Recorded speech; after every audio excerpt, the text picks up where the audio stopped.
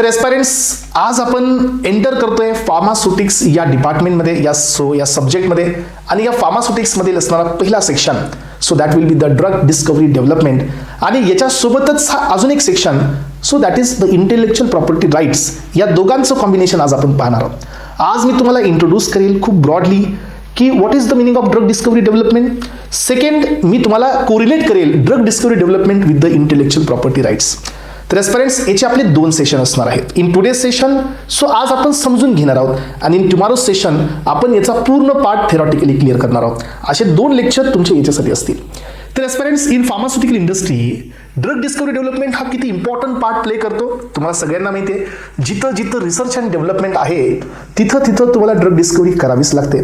जिथं जिथं इनोव्हेशन आहे तिथं तिथं ड्रग डिस्कवरी असते. सो जिथं जिथं ड्रग हा ब्रँडेड आहे तिथं तिथं तुम्हाला ड्रग डिस्कवरी करावीच लागते. आणि हाच तो डिफरन्स आहे एस्पायरंट्स, जो जेनेरिकमध्ये आणि ब्रँडेडमध्ये तुम्हाला क्लॅरिटी देतो. हाच तो डिफरन्स आहे एस्पायरंट्स, जिथं तुम्हाला सो एनडीए आणि एएनडीए मध्ये डिफरन्स देतो. हाच तो या ठिकाणी सो लेवल आहे एस्पायरंट, जिथं तुम्ही सो ड्रगच्या बाय इक्वॅलन्स आणि एनडीए फायलिंगमध्ये सध्या डिफरन्स घेऊ शकता. हे सगळं इथूनच ओरिजिनेट होतं. फार्मास्युटिक्सचा सगळ्यात महत्त्वाचा बेस म्हणजे ड्रग डिस्कवरी डेव्हलपमेंट आहे.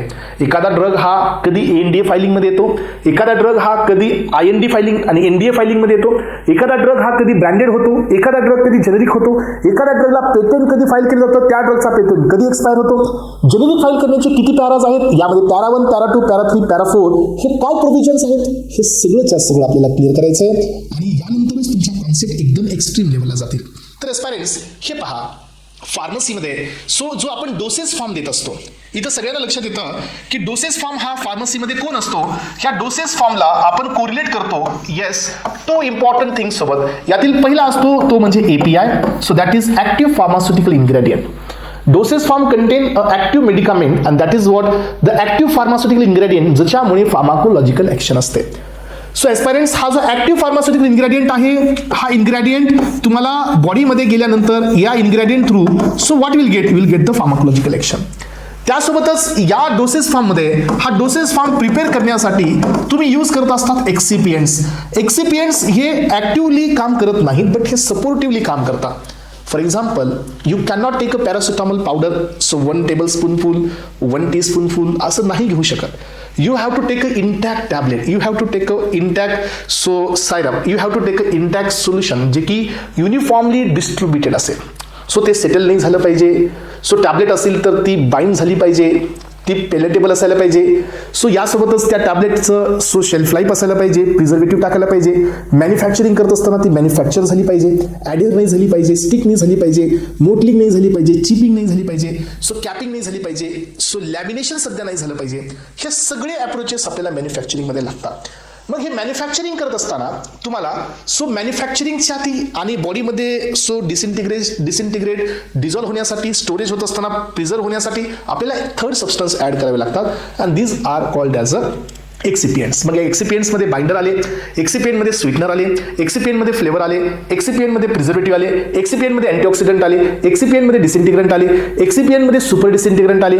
सो एक्सिपियंटमध्ये तुम्ही डायल्युएंट घेऊ शकता, सो जी डायल्युएंट आले, एक्सिपियंटमध्ये अँटीॲडरंट आले, एक्सिपियंटमध्ये ग्लायडंट आले, एक्सिपियंटमध्ये लुब्रिकंट्स पण आले. हे सगळे एक्सिपियंट्स असतात आणि ज्यावेळेला ह्या दोघांचं कॉम्बिनेशन बनवलं जातं then we will get the doses form. तर एस्पायरंट्स, आपण ह्या डोसेस फॉर्म बद्दल खूप जास्त अवेअर आहोत. आपला मेन पॉईंट काय आहे की कशा पद्धतीने ड्रग डिस्कवरी होते. मग आता हा जो एपीआय तुमच्या समोर आलाय, हा सगळ्यात आधी हे समजूनच घ्यायचं एस्पायरंट्स की हा एपीआयच कुठून ओरिजिनेट झालाय. अलग लक्षात. आणि हा एपीआय कोण ओरिजिनेट केलाय. आता आपण पॅरासिटामॉल ऐकतो, पण कुणीतरी पहिल्यांदा पॅरासिटामॉल डेव्हलप केला असेल. आपण हा ॲस्पिरिन ऐकतो, पण कुणीतरी पहिल्यांदा ॲस्पिरिन डेव्हलप केला असेल. आपण पेनिसिलिन ऐकतो, पण पहिल्यांदा कुणीतरी पेनिसिलिन हा डेव्हलप केला असेल. याचा अर्थ की पहिल्यांदा एपीआय हा इनोव्हेशनमध्ये तुमच्याकडे डिस्कवर झाला पाहिजे, किंवा तो एपीआय हा तुम्ही तयार केला पाहिजे. डिस्कवर इन द सेन्स की त्याला फाइंड आउट करा आणि त्याचं इनोव्हेशन बनवा, म्हणजे ते ऑलरेडी एक्झिस्टेड नसायला पाहिजे. मग आपण इथं पाहू की इथं आपल्याकडे एपीआय मिळण्याचे आपल्याकडे किती ओरिजिन आहेत. एक आहे ॲनिमल ओरिजिन, सेकंड वन आहे प्लांट ओरिजिन, थर्ड वन आहे एस्पायरंट्स तो आहे मिनरल ओरिजिन. सो या 3 सोर्स पासून एखादा एक्स पर्सन, हे पहा, x person having the intelligence, so जो की क्रिएशन ऑफ माइंड करू शकतो. So aspirants, please try to understand the sequence. एकदा सिक्वेन्स लक्षात आला की हे सगळ्या कॉन्सेप्ट क्लिअर होतील. सो हा जो एक्स पर्सन आहे, सो या एक्स पर्सन कडे इंटेलिजन्स आहे, क्रिएशन ऑफ माइंड आहे, सो काही या ठिकाणी याचं क्रिएटिव्हिटी आहे. So he thoughts about the disease. तरी डिसीज बद्दल विचार केला, डिसीजच्या कॉजेस बद्दल विचार केला, डिसीजच्या रूट बद्दल विचार केला पेरेंट्स, आणि त्या अकॉर्डिंगली यांनी ह्या नॅचरल सोर्सेसचा वापर करत, काही नॅचरल, काही सिंथेटिक, काही सेमी सिंथेटिक्स पण असू शकतात.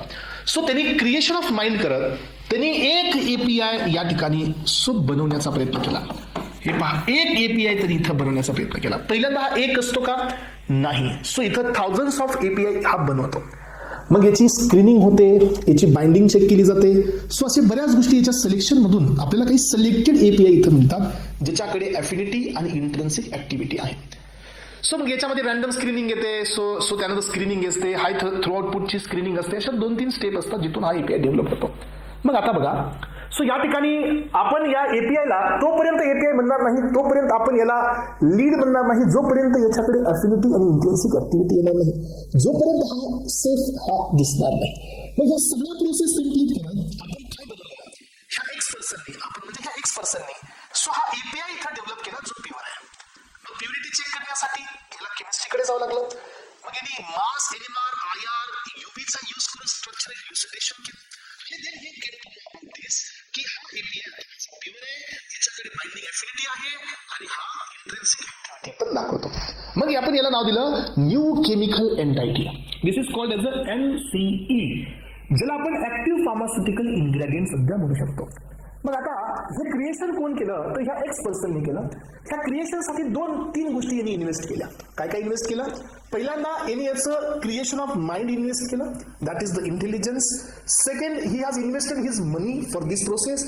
अँड थर्ड थिंग, यांनी इथं इन्व्हेस्टमेंट केली त्याच्या टाइमची. ह्या 3 गोष्टी यांनी इन्व्हेस्ट केल्या. So why he invested all this 3 things?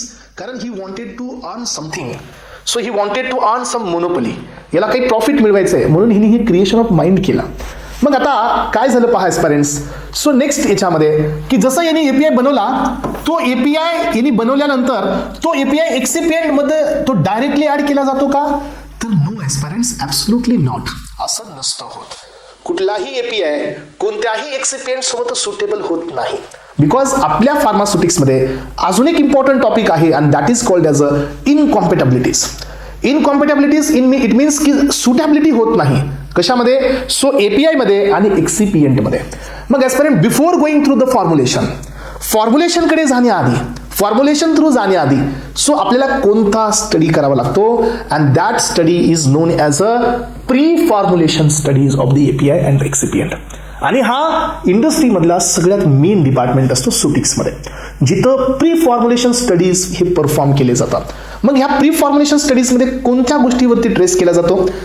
हे पायस्पर्यंत त्या कंपाऊंड, त्या एपीआय आणि एक्सिपिएंटची so particle size, particle shape, size distribution, so या पार्टिकलचं crystalline nature, amorphous nature, solubility, dissolution, partition coefficient that is log P, distribution coefficient that is log D, polymorphism, pseudopolymorphism, solvate, hydrates, हे सगळे parameters इथं check केले जातात. PH असेल, so याची log पीच्या काही स्केल वगैरे असतील, हे सगळे पॅरामीटर चेकआउट करून या एपीआयची सुटेबल एक्सिपिएंट सोबत कॉम्पॅटॅबिलिटी केली जाते.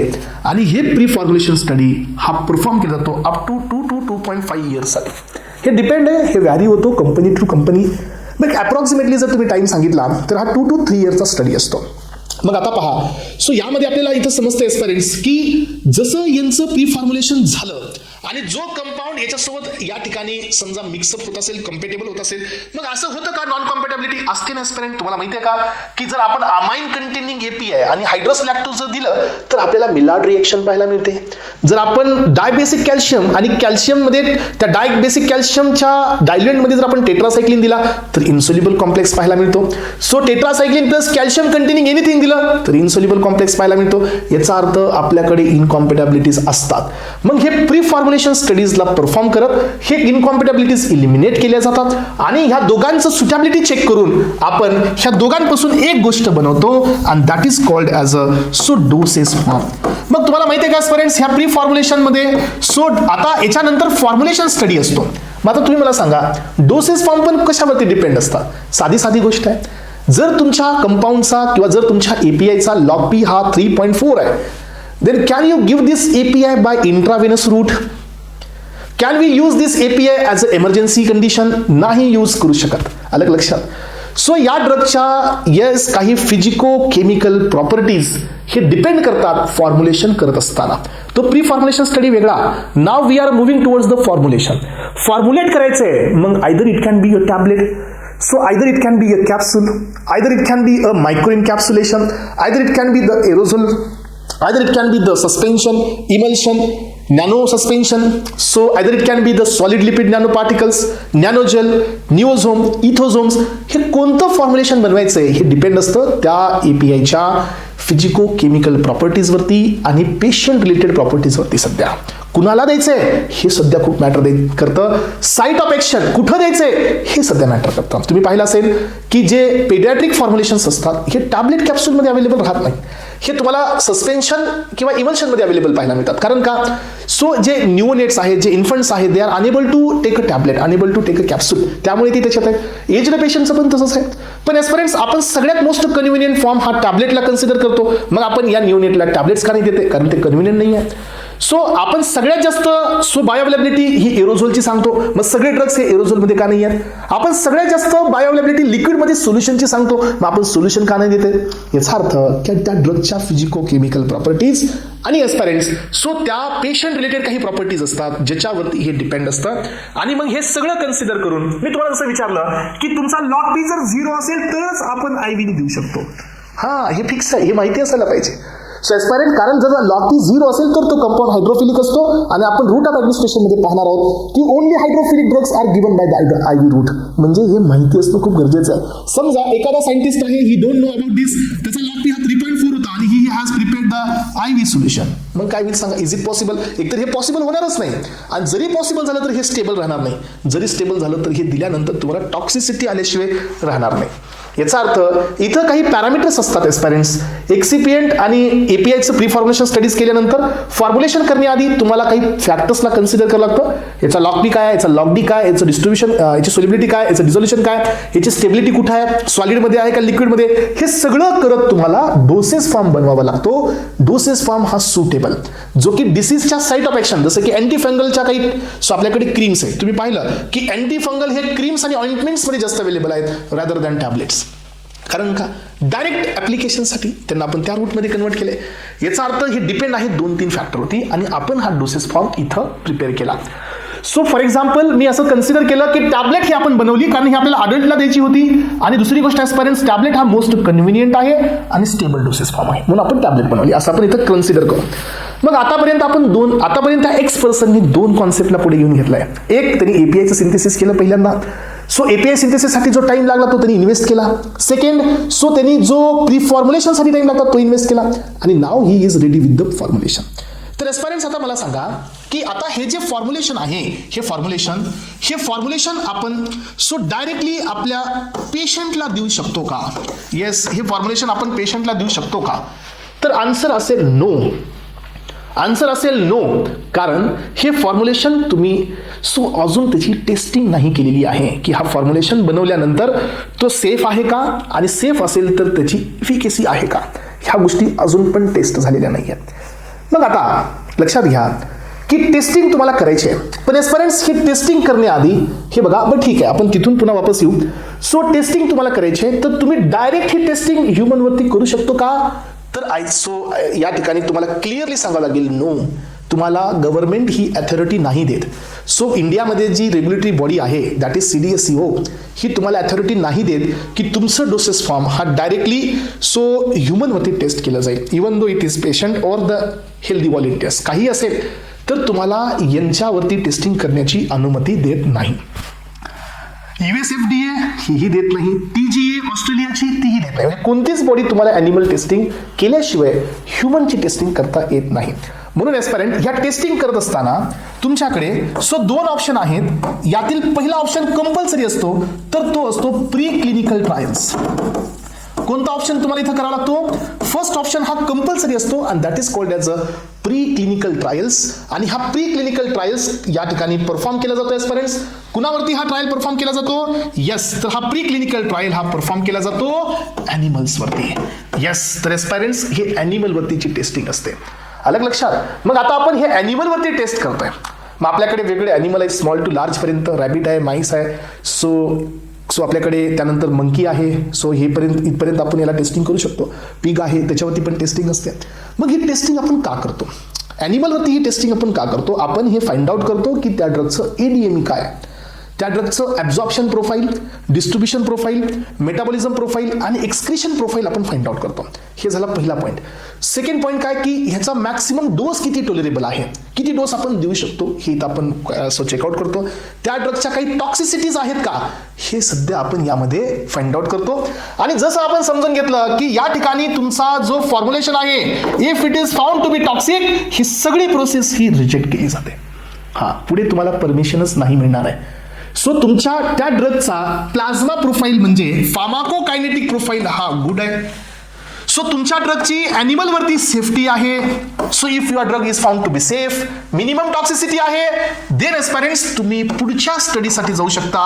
And this study is known as a clinical trials. तर एस्पिरंट्स तुम्हाला क्लिनिकल ट्रायल्स करण्याची अनुमती मिळते.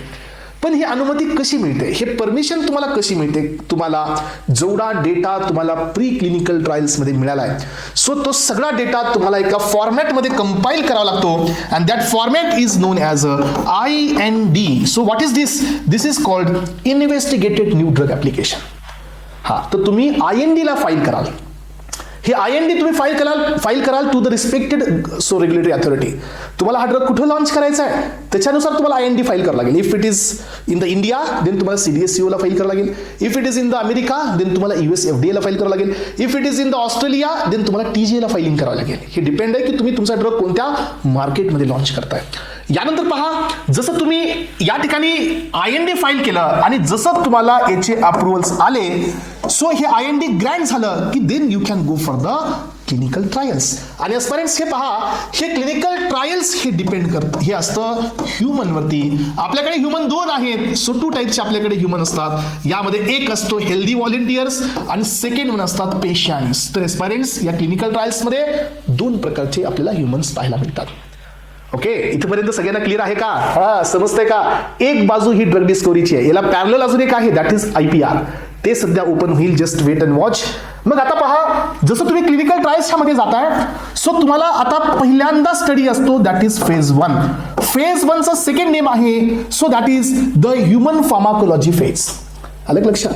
पण एस्पिरंट्स एक गोष्ट लक्षात ठेवा, फेज 1 ही डायरेक्ट त्या डोस सोबत असते जो डोस मिनिमम इफेक्टिव्ह लेवल आणि मॅक्सिमम सेफ्टी लेवलच्या मध्ये आहे.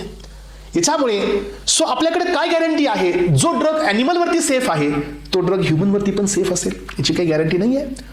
त्यामुळे फेज 1च्या टेस्टिंगमुळे जी टॉक्सिसिटी येत असतात ह्युमनवरती, सो ही ह्युमन सेफ्टी अँड फार्माकोलॉजीची फेज असते पहिलीवाली.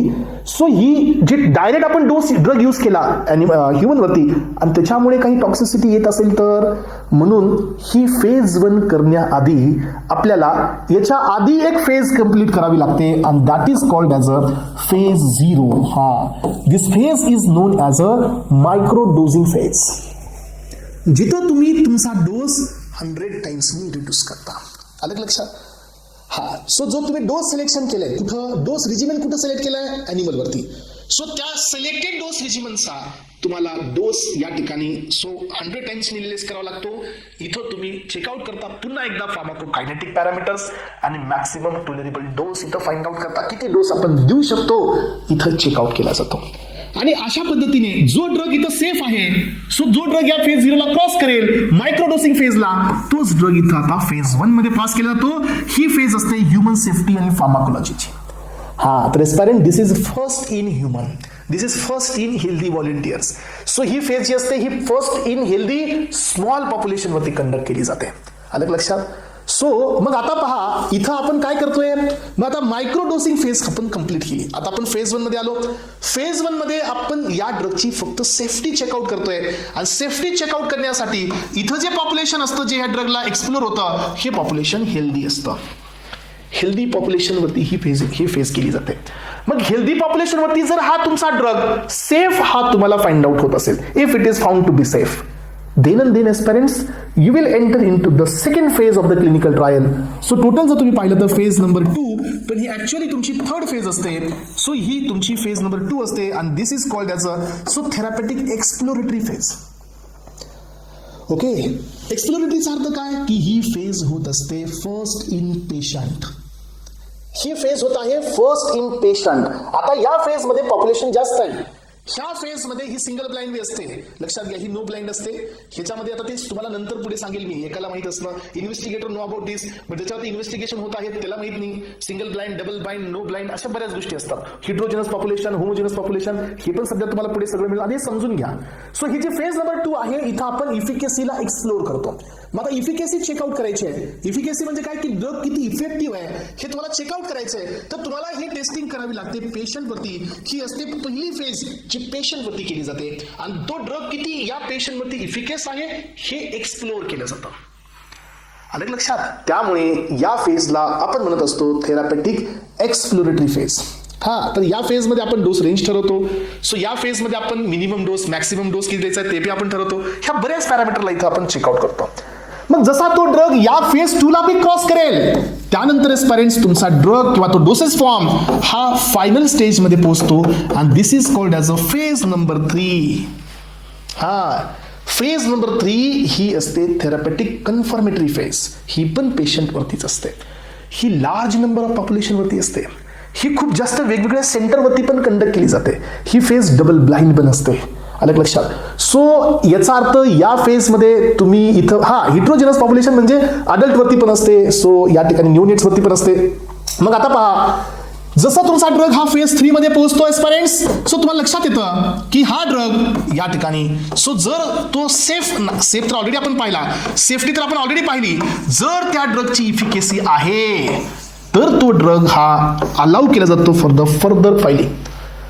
So if your drug is found to be so non-efficacious, so तर तो ड्रग इथं येऊन रिजेक्ट होतो. आणि तुम्हाला माहित असू द्या पेरेंट्स, हे clinical trials up to this level is not a joke. It will take around 12 to 13 years. एवढ्या क्लिनिकल ट्रायल्स करण्यासाठी 12 ते 13 वर्षाचं काम या ठिकाणी टाइम लागतो आणि ह्यूज अमाऊंट ऑफ मनी याच्यावरती स्पेंड केला जातो.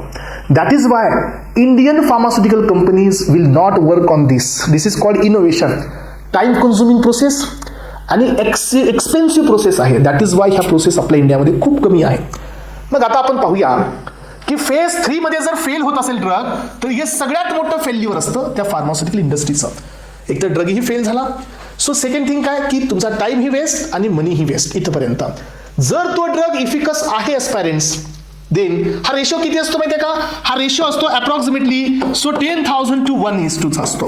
म्हणजे जर तुम्ही 10,000 जर टेस्टिंग करत असाल, there is only one drug जो या फेजला क्रॉस करू शकतो. एवढा फेल्युअर रेशो याचा जास्त असतो. टाइम पण खूप लागतो. आणि जर तुमचा ड्रग हा सेफ आहे, इफिकेसी आहे, then aspirants you have to file NDA. What is this NDA?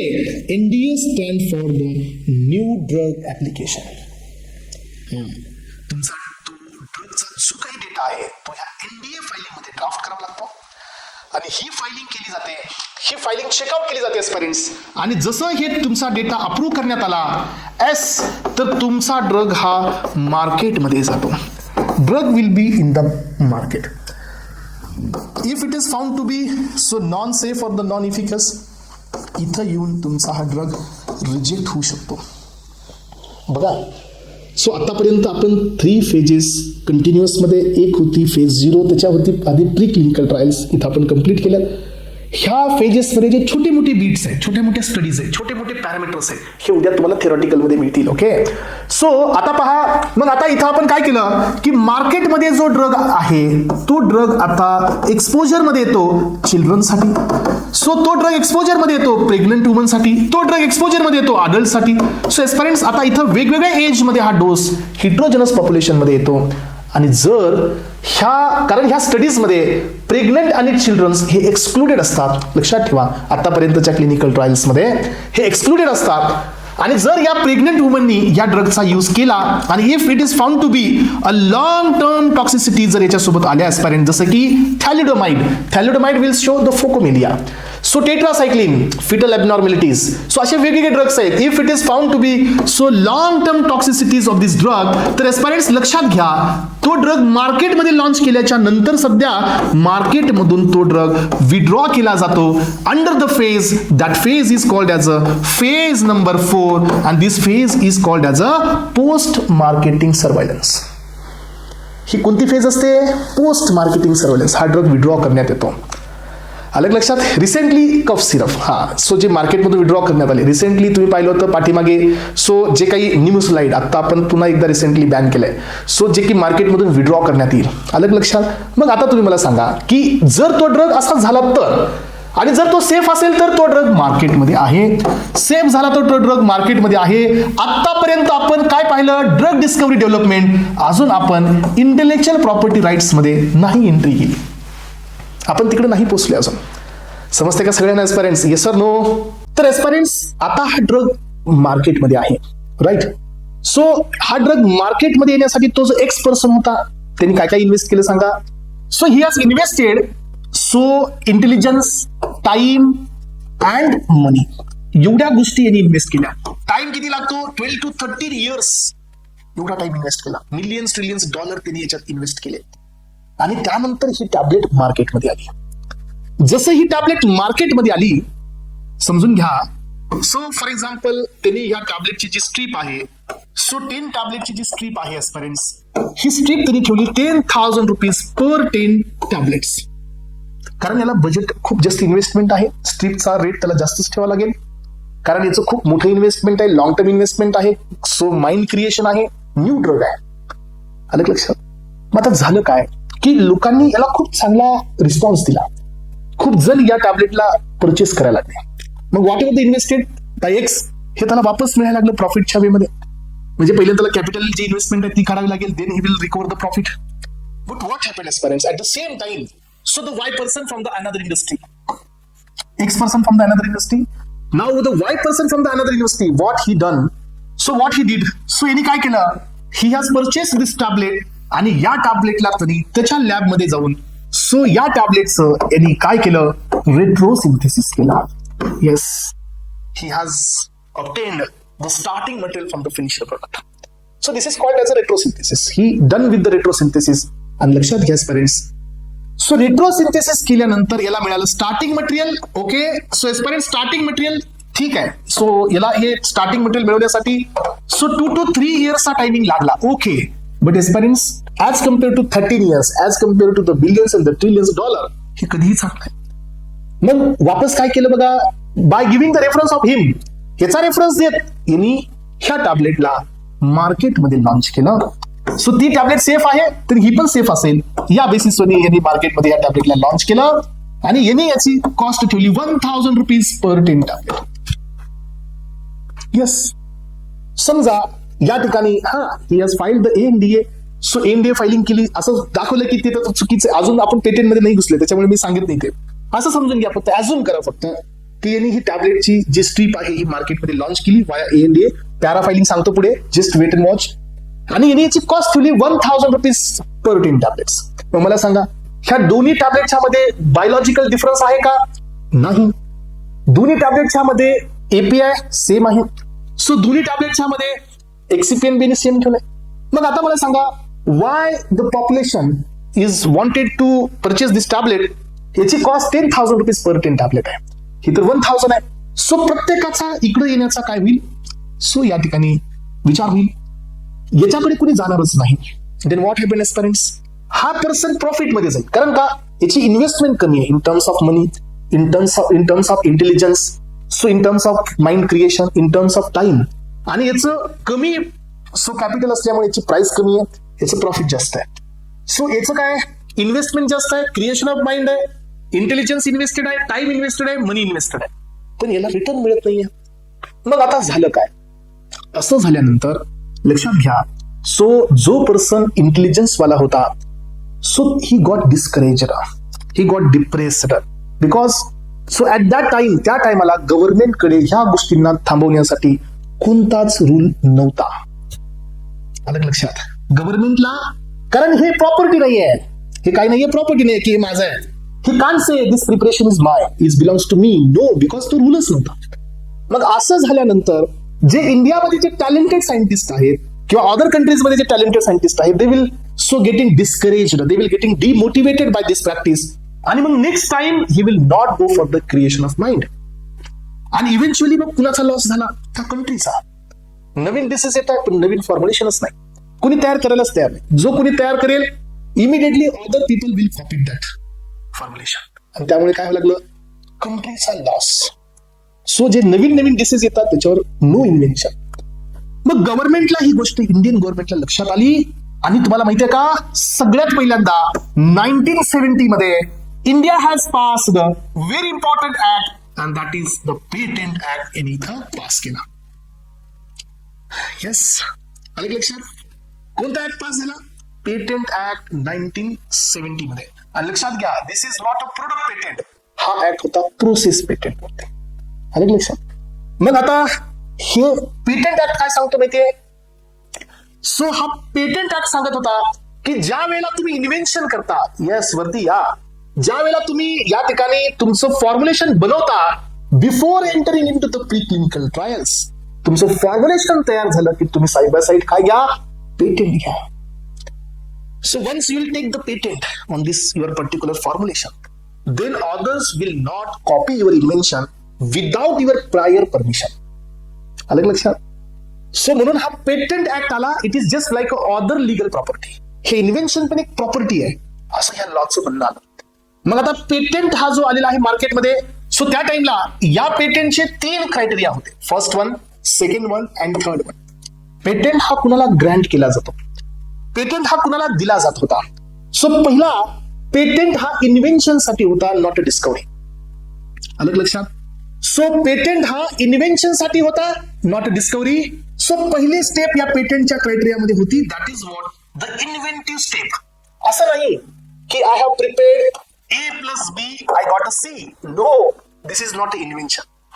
Okay, something new, something has creation, something so जे की already existed नहीं है. So this is called invention, and this invention is called as a novelty. Second criteria इथं होता aspirants non-obvious. So aspirants non-obvious चा meaning काय? की obviously होत नाही ते झालंय, obviously होत नाही ते मिळाले, आणि तो रिप्रोड्युसेबल आहे. समजा A+B C, obviously you will get the C. हे पेटेंटेड नाहीये. So A+B is equal to D. हा नॉन ऑब्वियस मिळाले, म्हणजे जे जनरली होत नाही ते मिळाले, पण ते रिप्रोड्युसेबल आहे, पुन्हा पुन्हा ते आपण मिळवू शकतो. आलं लक्षात? A+B is equal to D, पण ते वापस कधीच तयार होणार नाही, याला बी पेटंट दिला जात नाही, त्याची रिप्रोड्युसिबिलिटी पाहिजे. सेकंड स्टेप होती नॉन ऑब्वियस. आणि थर्ड स्टेप या ठिकाणी आहे सो इंडस्ट्रियल ऍप्लिकेशन. ट्रान्सपरन्स. सो जर तुमचा ड्रग हा इंडस्ट्रियल ऍप्लिकेशनला शो करतो, म्हणजे त्याचा कमर्शियल पर्पज आहे, कमर्शियल यूज आहे, then and then it will be patented. पण तुम्हाला माहिती आहे का की हे कमर्शियल यूज हा आपल्या इंडिजिनस सिस्टम, सो जे आपल्या ट्रेडिशनल सिस्टम आहेत त्यांच्या अगेन्स्ट नाही पाहिजे. समजा कोणी ते मिस्टर इंडियाची किट बनवली, चालेल का? त्याला पेटंट नाही दिलं जाणार. सो कुणी आता आपल्याकडे प्रेगान्यूची किट आहे, which will detect the pregnancy with the help of HCG. But आपल्याकडे अशी कोणतीच किट नाही आहे जे सेक्स डिटर्मिनेशन करते, मेल किंवा फिमेल, अशा किटला परमिशन नाही. सो जे ऍप्लिकेशन ट्रॅडिशनल सिस्टमच्या अगेन्स्ट नाही आहेत, जे ऍप्लिकेशन आपल्या इथिक्सच्या अगेन्स्ट नाही आहेत, जे ऍप्लिकेशन जे आपल्या मोरॅलिटीच्या अगेन्स्ट नाही आहेत, त्यांनाच पेटंट दिला जातो. जे आपल्या सिस्टमच्या अगेन्स्ट आहेत, जे आपल्या इथिक्सच्या अगेन्स्ट आहेत, युजफुल आहेत पण अगेन्स्ट आहेत, सो हे पेटेंटेड नसतं. मग आता जर तो X% जर फॉर्म्युलेशन ह्या 3 क्रायटेरियाला जर फॉलो करत असेल, then he will get the patent. मग फ्रेंड्स, याला पेटंट इथं ग्रांट होईल. पेटंट ग्रांटिंग साठी पण अप्रॉक्सिमेटली 2 इयर्सचा टायमिंग लागत असतो. हा सर्व डेटा सर्च केला जातो आणि मग पेटंट ग्रांटिंग असते. इथं आपण वेगवेगळे स्टेजेस याच्या पाहूया. मग आता so then after the drug is enter in to the market, जसा ड्रग तो मार्केटमध्ये आला, हे पहा, सो या टॅबलेटला या पर्सननी आता कॉपी नाही करू शकत, कारण जर ह्याने कॉपी केली then he will file a crime against him.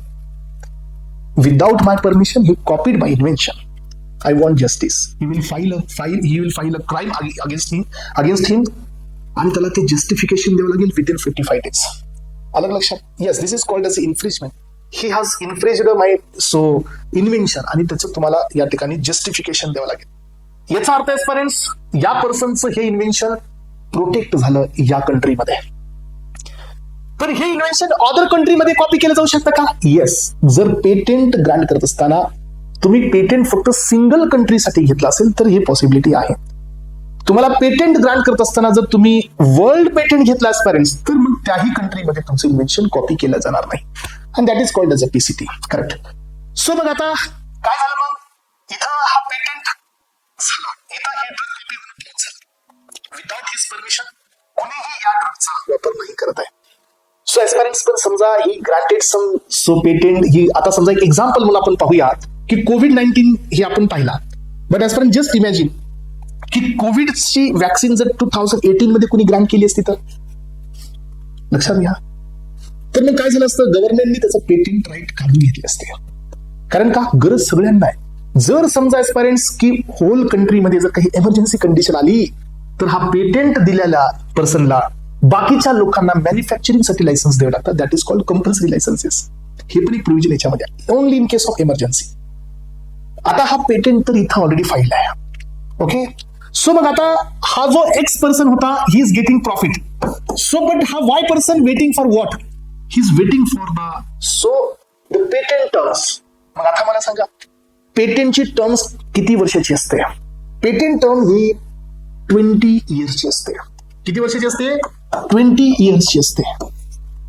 Aspirants या वर्षामध्ये सो ते पण वर्ष असतात जिथं तुम्ही क्लिनिकल ट्रायल्स परफॉर्म केल्या, म्हणजे 12 वर्षाच्यात इन्क्लुडेड असतात. अलग लक्षात. जिथून तुम्ही फाईल केलं तिथं जिथं तुम्हाला ग्रँट झालं तिथून पेटेंटची टर्म सुरू होते. ड्रग मार्केटमध्ये येऊ नाही तर नाही. मग हा आता 20 इयर्सचा इथंपर्यंत वेट करतो. समजा हा 1 जान सो 2020 मध्ये ग्रँट केला गेला तर हा 2 जान 2020-40 पर्यंत याला वेटच करावं लागेल या वायला याला कॉपी करण्यासाठी. हा तर aspirants this pathway is called as NDA filing आणि याला आपण अजून एक नाव देतो 505B1 पाथवे. याला अजून एक नाव असतं 505B1 पाथवे. हे ओरिजिनल पाथवे असतो पेटेंट ग्रांटिंगचा. ह्या पाथवेने जर तुम्ही गेलात तर तुम्हाला ओरिजिनल पेटेंट म्हणजे ओरिजिनल इन द सेन्स की सगळ्या प्रोसिजर करत पेटेंट मिळतो. मग आता तुम्हाला सांगतो याच्यामध्ये अजून वेगवेगळ्या कॉन्सेप्ट कसे आहेत बघा. की जर हा जो वाय आहे सो यांनी प्रेडिक्ट केला एक्सनी की आय हॅव माय ड्रग 3 और 4 ड्रगची इफिकेसी आहे. मी 4 स्टार देतो इफिकेसीला आणि 3 स्टार देतो टॉक्सिसिटीला. असं होणारच नाही की कोणत्या याला 5 स्टार घ्या याला 3 स्टार घ्या. हे इफिकेसी आहे हे टॉक्सिसिटी आहे. असं होणारच नाही की कोणता ड्रग टॉक्सिक नाहीये. प्रत्येक ड्रगला टॉक्सिसिटी असतेच. मग आता समजा आता हे वाय पर्सन आहे. हे वाय पर्सनला जर याच्यामध्ये जर काही छेडछाड करता आली, कोणती छेडछाड माहितीये का? जर समजा एस्पायरंट्स की या वाय पर्सननी या इन्व्हेन्शन मध्ये याची या ठिकाणी इफिकेसी 1 डिजिटनी वाढवली आणि 2 डिजिटनी 1 डिजिटनी टॉक्सिसिटी कमी केली. तर लक्षात घ्या this is called as a 505B2 pathway. हे पेटेंटचा बायपास पाथवे असतो जिथे सगळ्या क्लिनिकल ट्रायल्स करायची गरज नाही. पार्शियल क्लिनिकल ट्रायल्स करत तोच एपीआय ठेवत तेच एक्सिपिएंट ठेवत तुम्ही जर त्या ड्रगची जर सेफ्टी वाढवत असाल, इफिकेसी वाढवत असाल आणि टॉक्सिसिटी कमी करत असाल तर याही पर्सनला पेटेंट दिला जातो आणि हा पेटेंट दिला जातो 505B2 पाथवे. समजलं का? हे एक अप्रोच असतो. जर असं होत असेल तर so this is what patent आपण काय करतो अपग्रेड केला जातो बाय दॅट पर्सन किंवा अदर पर्सन. दोन्ही पण होऊ शकतं. त्याच पर्सननी केलं तर याला पेटेंट ऍडिशन म्हणलं जातं. ओके. मग आता सो 20 इयर्स जर हे पॉसिबिलिटी नाही आहे तर ह्या पर्सनला वेट करावं लागेल 20 इयर्स. ह्याला वाट पाहावी लागेल. मग आता एक गोष्ट लक्षात घ्या आपल्याला हे पेटेंट जसा एक्सपायर झाला 2040ला मग यांनी काय केलं ह्या पेटेंटचं या ठिकाणी सो पुन्हा वापस यांनी टॅबलेट पिकअप केली. ही टॅबलेट यांनी घेऊन गेला, यांनी याची टॅबलेट बनवली. सो पण एस्पायरंट गव्हर्नमेंटचं म्हणणं काय की टॅबलेट तुम्ही बनवली, आम्हाला तुमच्यावरती ट्रस्ट नाहीये, तुम्ही ह्या टॅबलेटच्या पुन्हा क्लिनिकल ट्रायल्स करा. हे जे तुम्ही बनवलेलं एपीआय हे जे डोसेस फॉर्म आहे ना पेटेंट वाल्याचं कॉपी करून आफ्टर 20 इयर्स बरं का तुम्ही वापस काय करायचं क्लिनिकल ट्रायल्स करा. मग काय झालं की यांनी पण क्लिनिकल ट्रायल्स परफॉर्म केल्या, 12 years यांनी इन्व्हेस्ट केले, मनी इन्व्हेस्ट केला, पण ड्रग ज्याला मार्केटमध्ये आला पेरेंट्स, तर ह्या ड्रगची लोकांना काय आली, रेजिस्टन्सी आली. कारण 20 वर्ष तो ड्रग मार्केटमध्ये वापरलाय. मग काय झालं की याचं तर प्रॉफिट ह्याला मोनोपोली वापस मिळाली, बिकॉज 20 years पर्यंत मार्केटमध्ये हा एकटाच होता, लोकांना याची गरज होती. आता मार्केटमध्ये हा आलाय, लोकांना गरज राहिली नाही, आहे त्यांना रेजिस्टन्सी आहे. सो या पर्सनची पण इन्व्हेस्टमेंट तेवढीच आहे जेवढी एक्सची होती, कारण यांनी क्लिनिकल ट्रायल्स केल्यात, त्यांनी क्लिनिकल ट्रायल्स केलं, ह्याने याचा डेटा देणार नाही ना, त्याच्यामुळे याला बी तेच करावं लागेल. मग एस्पर्यंत काय लागलं की अशा केसमध्ये याला ते मोनोपोली वापस मिळत नव्हता, आणि त्यामुळे सो कुणीही झालेला पेटंट एक्सपायर वापस फॉर्म्युलेट नव्हतं करत. वाया हे करण्यासाठी तुम्हाला फायलिंग करावी लागते ANDA ची. दिस इज ऍब्रिव्हेटेड न्यू ड्रग ऍप्लिकेशन. आलं लक्षात? ओके. मग आता काय झालं पहा की हे ANDA ची फायलिंग आहे, ही केल्यानंतर तो ड्रग मार्केटमध्ये जो आहे सो याला कुणी रिस्पॉन्स करत नाही, त्यामुळे याला वापस ते मोनोपोली नाही मिळत होती. And that is why so no one is interested for the ANDA filing after the patent expiry. Patent expiry नंतर कुणीही तयार नाहीये त्याला वापस फॉर्म्युलेट करण्यासाठी. मग काय झालं की जोपर्यंत पेटंट ब्रँडेड आहे 10,000 रुपीज प्राइस आहे, पण जेनरिक केलं तर कॉस्ट कटिंग होत नाहीये, याची बी प्राइस 8,000 आहे. कॉस्ट कटिंग होत नव्हती म्हणजे पुअर कम्युनिटीला काही फायदा नाही. दुसरी गोष्ट काय की हा पेटंट एक्सपायर झाला की हा ड्रग आउटडेट व्हायला लागला, कुणी तयारच करायला नाही. एखादा ड्रग पोटंट आहे, आता बघा पेनिसिलिन आपण आता सध्या वापरतोय, it has invented in the 1942, आपण आताही वापरतो बिकॉज त्याला आहे इफिकसी आहे. तसं काही इफिकस ड्रग मार्केटमधून बाहेर चालले. मग एस्पेरेंस गव्हर्नमेंटनी इथं अप्रोच बदलला 1984 मध्ये. 1984 मध्ये government has brought one rule under the Hatch-Waxman act 1984 की जर तुम्हाला ANDA फायलिंग करायची असेल तर तुम्हाला क्लिनिकल ट्रायल्स करायची गरज नाही. आणि क्लिनिकल ट्रायल्स हे रिमूव्ह करण्यात आले 1984 पासून. मग तुम्ही क्लिनिकल ट्रायल्स करायचं नाही तर तुम्हाला काय शो करावं लागेल? मग मला सांगा, यांनी बनवलेल्या टॅब्लेट्स आणि यांनी बनवलेल्या टॅब्लेट्स हे सेम असतील याची काय गॅरंटी? मग government has implemented one thing की तुम्ही आम्हाला काय करा, so bio availability, bio equivalence data show करा. जर तुमचा bio availability, bio equivalence data हा ओरिजिनल ड्रगच्या बरोबर असेल तर तुम्हाला आम्ही ANDA ची फायलिंग अलाउ करू. Then you will get the general. Okay, गव्हर्नमेंटने इथपर्यंत घेऊन आले. मग ऍस्पायरंट्स काय लागलं की पेटंट एक्सपायर झाला 2020-40 मध्ये. काही जण फाईल करले 2020-42 मध्ये, 2 वर्षाचा गॅप पडायला लागला, कुठं 5 वर्षाचा गॅप पडायला लागला. म्हणजे लोक इंटरेस्टेड नाही ती फायलिंग करायला लवकर, even though clinical trials remove करण्यात आल्या तरी. गव्हर्नमेंटनी अजून एक रूल बनवला आणि that rule is called as a first to file 180 days market एक्सक्लुझिव्हिटीचा रूल आला. याचा अर्थ काय होता की जो सगळ्यात पहिल्यांदा ANDA फाईल करेल आणि जर त्याचा फायलिंग हे अप्रूव्ह होईल तर मार्केटमध्ये 6 months साठी तो फॉर्म्युलेशन कुणीही तुमच्याशिवाय सेल करू शकणार नाही. आणि आपल्या इंडियन ओरिजिनेटेड कंपनी सर्व या रूलवर डिपेंड आहेत. हे 6 months मध्ये जेवढं अर्न करतात aspirants, it is equivalent or sometimes more than the patent. कारण कॉस्ट कमी असते, आउटपुट जास्त असतं. आणि हे इथपर्यंत आलं, त्याला नाव द्यायचं 180 days मार्केट एक्सक्लुझिव्हिटी. आलं लक्षात एस्पायरंट्स? मग आता आपण हे सगळं कधी केलं? आपण हे सगळं तेव्हा केलं जेव्हा पेटंट एक्सपायर झाला 20 years नंतर.